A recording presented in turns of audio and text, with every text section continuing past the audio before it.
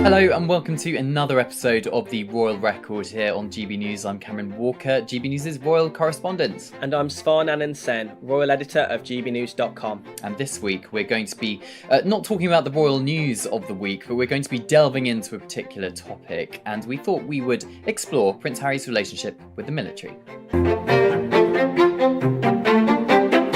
This week, we thought we would explore Prince Harry and his relationship with the British Army, his career in the British Army, as well as his relationship with veterans from across the world and launching the Invictus Games in 2014. He did launch it with the help of the Royal Foundation. At the time, it was the Royal Foundation of the Duke and Duchess of Cambridge and Prince Harry, and of course in the British Army for 10 years or so. But Svar, before we get to the controversies when it comes to the messy exit of Harry and Meghan from the royal family, let's think back to a rather lost Prince Harry, I think it's fair to say. In his late teens, early 20s, he's left Eton College, not particularly academic. He's not going to be king, because that's Prince William's job. So what does he do? Yeah, so in 2005, Prince Harry enrolled in the military. He served the way many members of the royal family do in the military. But for Harry, it was clearly a huge passion and a place where he felt he could be himself. You know, he said whenever he speaks about his time in the army, what comes across is that he felt like he was just a normal soldier. He obviously had a real appetite to throw himself into numerous different roles there. And yet it always comes across that being with fellow soldiers was a really happy time for him. Yeah, and I think it showed that he kind of found his calling in a way. And as you say, he was always the one when he was on public engagements. He was the friendly Prince Harry, really down to earth, would chat to anybody. He was part of the club, part of a team. He wasn't this prince in a tower being overly protected by A, protection officers, and B, private secretaries telling him what to do, or his family telling him what to do. He could just be one of the lads, Captain Wales, as eventually he was called, given no special treatment. And then it got to the kind of the early 2000s, 2007, 2008. And there was a lot of, I think, talk behind the scenes as to whether it would be safe for Prince Harry at the time, you know, second, third in line to the throne, for him to go on the front line in Afghanistan. Prince William was not allowed to do that because he was future king. There was a question mark over Prince Harry. It was eventually decided that yes, but there would be a media blackout and nobody would know he was there. So all of the British media, all of the international media who followed the royal family were told that Prince Harry was going on to the front line in Afghanistan. And the agreement was that there's a media blackout on this. No one is going to run the story for Prince Harry's safety. In exchange for, when he does finish the tour, then we can talk about it and you'll be given loads of access to pictures or copy or whatever. Unfortunately for Prince Harry, an Australian magazine published that he was serving on the front line, and he had to regrettably be pulled out early from that tour for his own safety. And he speaks about it in his memoir Spare, just how angry he was that had happened. And I think that was perhaps one of the nails in the coffin in terms of Prince Harry's relationship with the media. Understandably so, he was incredibly frustrated, didn't want to leave his team. But it was when he was being flown back that he was accompanying wounded and also coffins of soldiers who had been killed in Afghanistan, which sparked in his mind the Invictus. But Svar, what do you make of Harry's kind of feelings, but being pulled out of that first tour of Afghanistan? Must have been so hard for him. Prince Harry once walked alongside these men and women, as a royal, a soldier, a leader.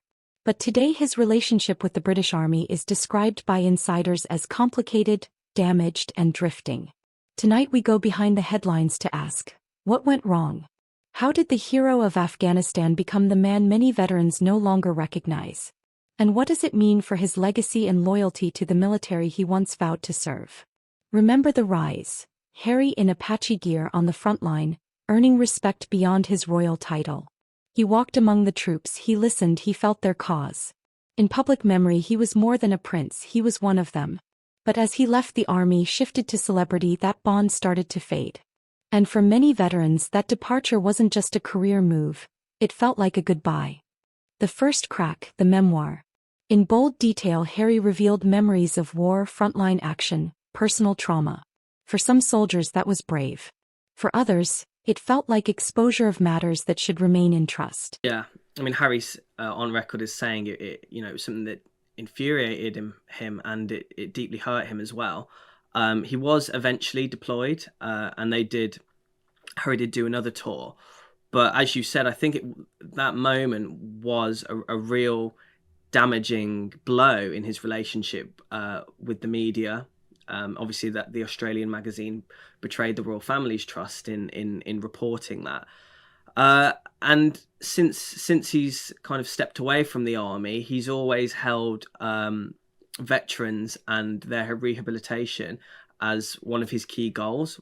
His work with the Invictus Games is something that obviously started in 2014 when he was a working member of the royal family, and is ongoing to this day, even though he has stepped away from the royal family. So it's something that he's very passionate about. We've seen him try and shine a spotlight on it with his Heart of Invictus documentary for Netflix.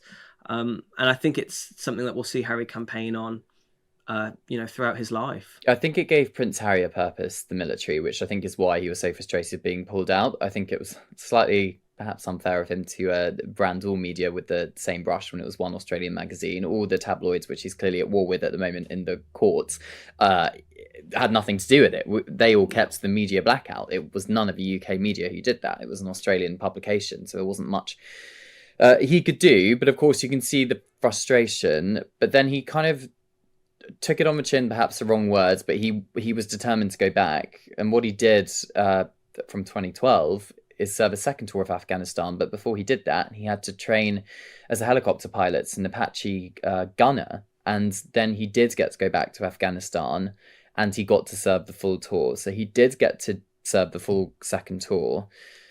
But we found out a lot more detail about that second tour from his memoir, Spare. But before we talk about Spare, there's an amazing clip of Prince Harry doing a media interview in Afghanistan, and he's chatting to whoever's interviewing him, and then some alarm goes off where he's basically being scrambled to get into the helicopter and start shooting at things.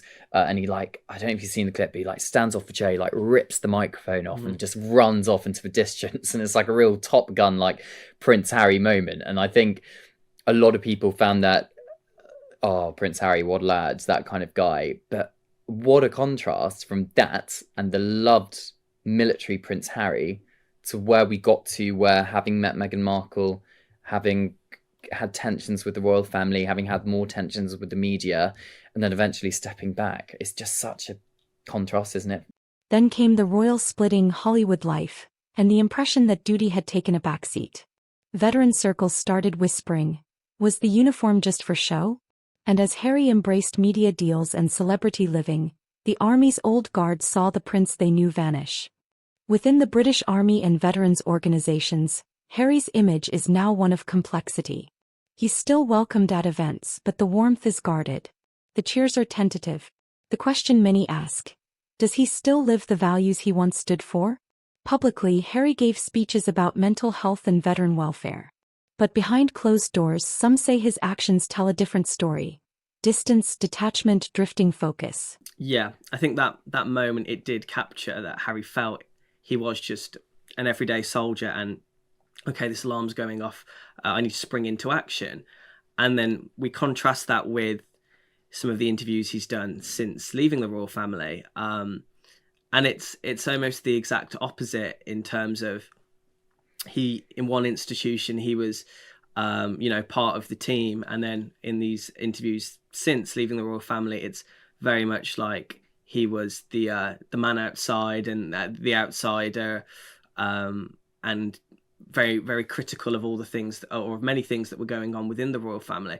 So it's a big contrast, but it's over a period of years, and people can change, their priorities can change, and although he's still very passionate about the military and veterans, his perspective on the royal family has changed so much in that time. Yeah, I think it certainly has, and I think it's interesting to see veterans and British Army officials talk about Prince Harry if they do. I think we see when you see veterans give Invictus interviews, clearly they're going to be quite praising of Prince Harry. When you speak to members of the British Armed Forces, funnily enough, Prince Harry tends to not come up because they'll be talking about the official work of the royal family with the pomp and pageantry of various events. But there is reportedly some veterans who are quite unhappy about how Prince Harry's conducted himself over the last few years. But then a couple of weeks ago, he received the Pat Tillman Memorial Award for kind of the service he had given to others when it comes to supporting military veterans with the Invictus Games. But the mother of Pat Tillman, who's a serving soldier, US soldier who died in Afghanistan in 2004, only 27 years old, she didn't appear too happy with Prince Harry receiving that award, did she? Yeah, so Pat Tillman was an NFL footballer who gave up a lucrative career. He could have made millions of dollars. He gave that up after 9/11 to enroll in the army. He did a tour of Iraq and later Afghanistan, where he was killed in 2004. And then since then, the Pat Tillman Memorial Award has been used to recognise huge acts of service to the military community. So Prince Harry was nominated for that award this year by ESPN, and Mary Tillman, Pat Tillman's mother, spoke out and said, "I am shocked as to why they would select such a controversial and divisive individual to receive the award. There are recipients that are far more fitting." So really strong criticism of Harry there, and from someone within the military community who also does work with veterans. Mary Tillman made her feelings clear that Prince Harry wasn't a worthy recipient in her eyes. And sources close to Harry said that he was stunned by the level of backlash that he received after this SB's nomination. There was also a petition that was signed by over 70,000 people calling for a U-turn and for the decision to award Prince Harry the award to be reversed. Well, I mean, let's just look back at Prince Harry's career and in the royal family military, good bits and bad bits. He served 2 tours of Afghanistan. He continues to wounded veterans with the Invictus Games. He's patron of Scotty's Little Soldiers, a charity here in the UK which supports children who've lost a parent through military service. But then what he's done, according to, some would see it this way, having spoken to military veterans myself about this particular point, in his memoir Spare, he talks about the killing of 25 Taliban fighters when he was serving those tours of Afghanistan. And he describes them as chess pieces on a board. And that didn't sit right with some in the military community, because not only did some accuse him of bragging about the number of kills he had, something which you don't really do in the military community because each kill is a life, and it's not something to perhaps celebrate, but also it creates this sense of danger, not only for his personal safety, because he Islamic extremists or Taliban fighters who basically want his head on a stick, or other British soldiers or other American soldiers. It makes them more of a target because an ex-British soldier has now bragged about killing 25 British Taliban fighters. So that was a really controversial thing to put in his memoir. Yeah. Legacy is fragile. For Harry, his will be remembered in multiple ways. The royal rebel, the Netflix star. But also, perhaps, the soldier who left his post. If veterans feel abandoned, if the military bond is broken, then his banner of service becomes a hollow emblem. And in the fight for his narrative, Harry isn't just battling the palace or the press. He's battling the very institution that once defined him. So what can Harry do? Return to the roots of service. Engage in meaningful veteran work, rebuild authentic relationships, or continue on his media-centric trajectory and risk being a figure of missed duty. Veterans say the window still exists, but it's closing. Relevance in military service isn't televised. It's lived. I think it did damage his relationship with the military community in some aspects. The full quote here is, "They were chess pieces removed from the board, bad taken away before they could kill goods."